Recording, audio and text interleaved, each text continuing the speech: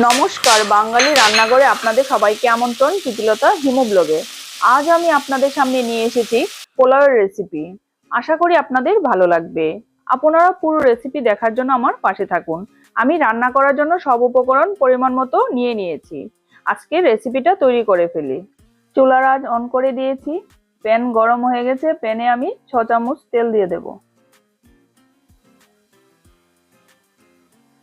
তেল গরম হয়ে গেছে। 3টি তেজপাতা, 4টে দারচিনি, 5টা ছোট এলাচ, একটা বড় এলাচ, একটা স্টার,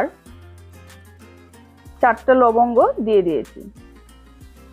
1 চামচ পেঁয়াজ বাটা, হাফ চামচ রসুন বাটা, হাফ চামচ আদা বাটা দিয়ে কিছু সময় নাড়িয়ে নেব। মশলার গা থেকে সুন্দর গন্ধ বেরিয়ে আসলে আগে থেকে ধুয়ে রাখা 3 কৌটো গোবিন্দভোগ চাল দিয়ে দেব। স্বাদ মতো নুন দিয়ে কিছু সময় চাল ভেজে নেব। চাল ভাজি হয়ে গেছে। 6টা চেরা কাঁচা লঙ্কা আগে থেকে ফুটিয়ে রাখা গরম জল দিয়ে দিলাম। 3 কৌটো চালে 3 কৌটো জল মিশিয়ে নেব।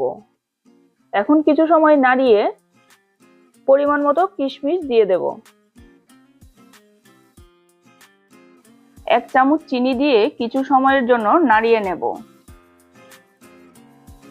কম আঁচে 10 থেকে 15 মিনিটের জন্য ঢাকনা দিয়ে ঢেকে দেব। 15 মিনিট হয়ে গেছে, ঢাকনা উঠিয়ে নেব।